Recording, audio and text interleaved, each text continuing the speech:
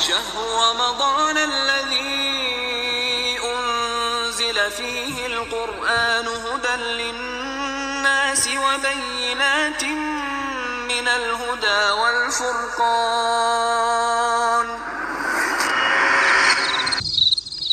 Para sahabat ridwanullah alaihim jami'an, ini mereka adalah orang yang sangat berhati-hati dalam meriwayatkan hadis. Padahal mereka adalah orang-orang yang hidup bersama Nabi yang mulia sallallahu alaihi wasallam. Namun bersamaan dengan itu, mereka adalah orang-orang yang paling takut terhadap ancaman dusta atas nama Nabi yang mulia sallallahu alaihi wasallam. Lihat bagaimana Anas bin Malik radhiyallahu ta'ala anhu, dia mengatakan, sungguh yang menghalangiku untuk menceritakan hadis-hadis yang banyak adalah sabda Nabi yang mulia sallallahu alaihi wasallam, barang siapa yang berdusta atas namaku, maka hendaklah dia menyiapkan tempat duduk baginya di api neraka. Padahal siapa Anas bin Malik ini? Dia adalah sahabat Nabi, pembantu Nabi yang mulia sallallahu alaihi wasallam, yang dia telah menemani Nabi, ikut dengan Nabi yang mulia sallallahu alaihi wasallam kurang lebih 10 tahun. Namun kita lihat bagaimana berhati-hatinya Anas bin Malik radhiyallahu ta'ala anhu, dan begitu takutnya dia berdusta atas nama Nabi yang mulia sallallahu alaihi wasallam. Lihat bagaimana Abdullah bin Zubair, yang dia pernah bertanya kepada bapaknya Zubair bin Awam. Dia mengatakan, wahai ayahandaku, mengapa aku tidak pernah mendengarkan dari engkau menceritakan hadis Rasul yang mulia sallallahu alaihi wasallam. Maksudnya di sini adalah bukan tidak pernah mendengar sama sekali, akan tetapi kenapa jarang aku dengar dari engkau membawakan hadis Nabi? Karena tentulah para sahabat tidak menyembunyikan ilmu, tapi kok tidak sering, tidak sebanyak sahabat yang lainnya. Ya, kemudian Zubair bin Awam mengatakan, adapun saya, maka setelah saya masuk Islam, kata Zubair, saya tidak pernah terpisah dengan Nabi yang mulia sallallahu alaihi wasallam. Akan tetapi yang menghalangku adalah aku pernah mendengar hadis Nabi yang mulia sallallahu alaihi wasallam yang mengatakan, man kadzaba alayya muta'ammidan falyatabawwa maq'adahu minan nar. Yang menghalangiku adalah aku pernah mendengar Nabi yang mulia sallallahu alaihi wasallam mengatakan, barang siapa yang berdusta atas namaku, kata Nabi yang mulia sallallahu alaihi wasallam, maka hendaklah dia siapkan tempat duduk baginya di api neraka. Ini yang menghalangi Zubair bin Awam. Ini padahal Zubair bin Awam merupakan salah seorang dari 10 sahabat yang dijamin masuk surga. Lihat bagaimana mereka hati-hatinya. Inilah manhaj para sahabat. Indah manhaj para salafun salih. Mereka begitu berhati-hati, sangat takut menyandarkan sesuatu kepada Nabi yang mulia sallallahu alaihi wasallam. Yang mana rasa takut seperti ini, jamaah yang dimuliakan Allah tabaraka wa taala, pada zaman sekarang hampir pudar. Yang mana pada hari ini orang-orang tidak takut mengatasnamakan ini dari Nabi yang mulia sallallahu alaihi wasallam. Dengan entengnya mereka bawakan hadis-hadis yang palsu, hadis-hadis yang maudhu, yang tidak ada dasarnya, yang bukan datang dari Nabi yang mulia sallallahu alaihi wasallam, akan tapi mereka katakan ini dari Nabi yang mulia sallallahu alaihi wasallam. Dan ini banyak jamaah yang dimuliakan Allah tabaraka wa taala. Betapa banyak hadis yang mungkar, yang palsu, yang tersebar di masyarakat. Ya, begitu juga dengan hadis dhaif jamaah yang dimuliakan Allah tabaraka wa taala. Ya, hadis dhaif ini pun tidak boleh kita amalkan. Kenapa? Hal ini dikarenakan pada hadis dhaif ini masih terdapat keraguan-raguan. Dalam hadis dhaif ini masih berupa dugaan-dugaan. Sedangkan Nabi yang mulia sallallahu alaihi wasallam mengatakan dalam hadis yang diriwayatkan oleh Imam Bukhari, iyyakum wazzan fa inna dzan akdzabul hadis. Jauhilah oleh kalian zon atau prasangka tersebut, karena dia merupakan sedusta-dustanya ucapan. Artinya, apabila seseorang mengamalkan hadis dhaif, maka dia telah mengamalkan sedusta-dusta ucapan. Dan dugaan ini jamaah yang dimuliakan Allah tabaraka wa taala, dia sama sekali tidak bisa kita jadikan sandaran dalam beragama. Dan begitu pula hadis-hadis yang dhaif, kemudian hadis-hadis yang palsu, yang banyak sekali akan kita dengarkan di mimbar-mimbar, misalnya di televisi-televisi yang berkaitan dengan bulan Ramadan. Di antaranya adalah bulan Ramadan adalah bulan yang permulaannya rahmat, pertengahannya maghfirah atau ampunan, dan akhirnya adalah pembebas dari api neraka. Dan hadis ini sudah sangat familiar.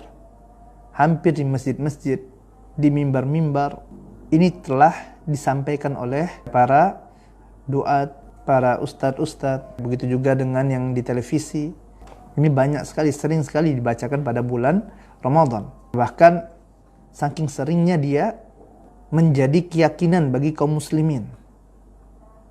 Mungkin hampir kaum muslimin di seluruh Indonesia meyakini hal tersebut. Padahal jamaah yang dimuliakan Allah Tabaraka wa Ta'ala, pembagian bahwasanya bulan Ramadan awalnya adalah rahmah, pertengahannya adalah maghfirah, ampunan dari Allah Tabaraka wa Ta'ala, dan akhirnya pembebas dari api neraka. Hadis ini adalah hadis yang sangat lemah. Hadis ini hadis yang dhaif jiddan. Bahkan Syekh Albani rahimahullahu ta'ala yang memasukkannya dalam kitabnya Silsilah Hadis Ad-Dhaifah. Dan Syekh Albani menyebutkan bahwasanya hadis ini adalah hadis yang mungkar, kata beliau rahimahullah. Dan ungkapan ini, ya, awal Ramadan rahmah, pertengahannya maghfirah, akhirnya pembebasan dari api neraka, selain dari sanadnya adalah lemah, ya bahkan mungkar, kata Syekh Albani, matannya pun bertentangan dengan hadis-hadis yang sahih. Isi hadis ini pun tidak sesuai. Hal ini dikarenakan bulan Ramadan itu semuanya dari awal hingga akhirnya ini merupakan rahmat, kemudian ampunan dari Allah dan pembebas dari api neraka. Dari awal hingga akhirnya. Dalam hadis sahih yang diriwayatkan Imam Nasa'i, Nabi yang mulia sallallahu alaihi wasallam menamakan bulan Ramadan dengan Syahrul Mubarak. Ya, Syahrul Ramadan, Syahrul Mubarak. Mubarak, ya, barokah, ini adalah bahasa Arab.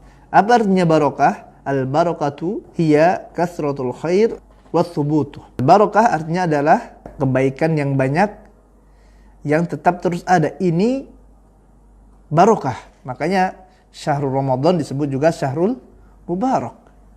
Artinya apa? Selama bulan Ramadan ini terdapat kebaikan yang banyak yang terus menerus.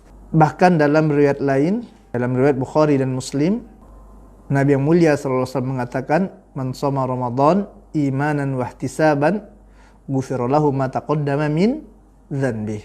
Barang siapa yang berpuasa Ramadan imanan wa ihtisaban, dia beriman dan mengharapkan pahala dari sisi Allah Tabaraka wa Ta'ala, apa kata Allah?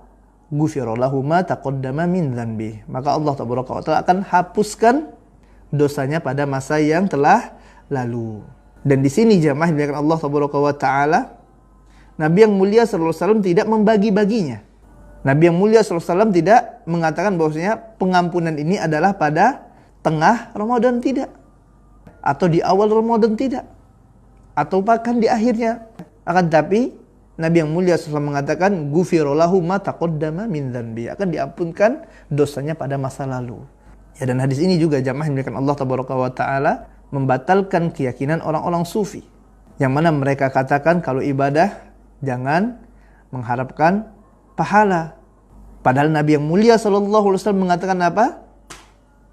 Man shoma Ramadan imanan wa ihtisaban. Siapa yang puasa Ramadan beriman dan apa? Mengharapkan pahala. Mengharapkan pahala dari sisi Allah Tabaraka wa Ta'ala. Lalu bagaimana bisa dia katakan udah ibadah tidak usah ngarap pahala? Padahal Nabi yang mulia sallallahu alaihi wasallam mengatakan haraplah pahala dari sisi Allah Tabaraka wa Ta'ala. Bahkan dalam riwayat Tirmidzi lebih jelas lagi. Nabi yang mulia sallallahu alaihi wasallam mengatakan walillahi utaqa'u minan nar wa dzalika kullu lailah. Allah Tabaraka wa Ta'ala memberikan pembebasan dari neraka bagi setiap hambanya, dan itu terjadi pada apa? Pada setiap malam. Ya, wa dzalika kullu laila. Ya. Ampunan kapan? Setiap malam. Artinya bukan cuman awal, tengah atau akhir. Ya, jadi yang benar adalah seluruh waktu yang terdapat pada bulan Ramadan ini semuanya terdapat rahmat, kemudian juga ampunan dari Allah Tabaraka wa Ta'ala, dan kesempatan bagi seorang mukmin untuk terbebas dari api neraka.